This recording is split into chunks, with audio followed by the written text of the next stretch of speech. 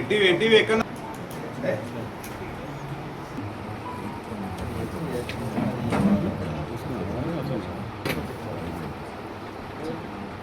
ఎక్కడ మేనిఫెస్టో పెట్టింది. తర్వాత రైతు భరోసా నిధులు కూడా పంట పెట్టి రైతు భరోసా నిధులు కూడా అంటే ఇప్పుడు పంటకు 15 రోజులు అయితే పంట కోతకొచ్చే దశ ఉన్నది, విడుదల చేయలేదు. తర్వాత రాష్ట్ర ప్రభుత్వం రైతు భరోసా నిధులను విడుదల చేయడం లోపల తీవ్ర నిర్లక్ష్యం చేస్తుంది. ప్రజా సంక్షేమమే లక్ష్యం చెప్పుకుంటున్న ప్రభుత్వం అన్నదాతల సంక్షేమం పట్ల అలక్ష్యం ఎందుకని చెప్పి ఈ సందర్భంగా తీవ్రంగా మేము రాష్ట్ర ప్రభుత్వాన్ని గర్హిస్తున్నాం, ప్రశ్నిస్తున్నాం.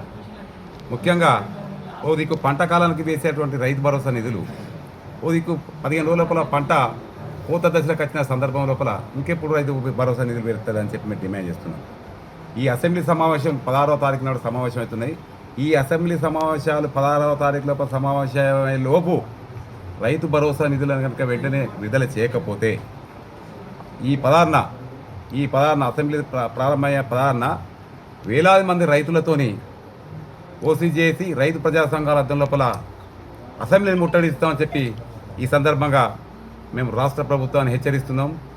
మా ఈ పోరాటం ధర్మ పోరాటంగా అన్నదాతలకు అండగా బాసటగా నిలవాలని చెప్పి మేము చేస్తున్నాం. మా పోరాటానికి ఎవరైతే మద్దతు ఇవ్వరో వారికి రాబోయే ఎన్నికల లోపల తగిన గుణపాఠం చెప్తాం. పౌరు రైతులను ఆదుకుంటామని వారికి సంవత్సరానికి 12,000 చెల్లిస్తాం, ఆర్థిక సహాయం చేస్తామని చెప్పి రాష్ట్ర ఈ అధికార పార్టీ అప్పుడు కాంగ్రెస్ పార్టీ ఎన్నికల మేనిఫెస్టో పొందుపరిచింది.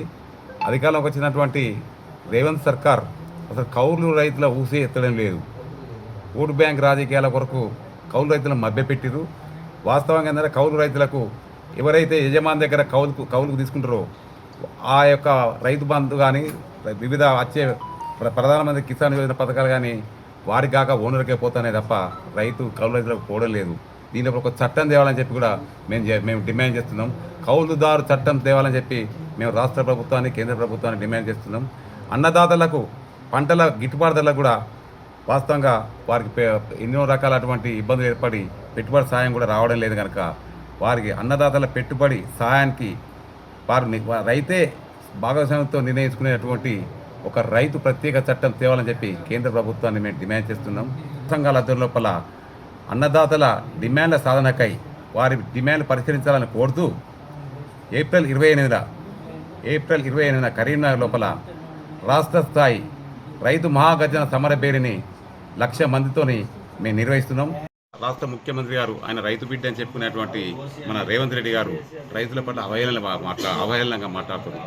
ఎందుకంటే వారు రైతు భరోసా నిధులు ఇస్తే ఏది తావుడుకు గీవుడుకు ఖర్చు పెడతారని చెప్పి వ్యంగ్యంగా మాట్లాడేది సరికాదు. రేవంత్ రెడ్డి గారు మీరు రైతుల పట్ల అటువంటి మాటలు మాట్లాడకుండా మీరు చూడండి. ఇప్పటికే మీరు రైతు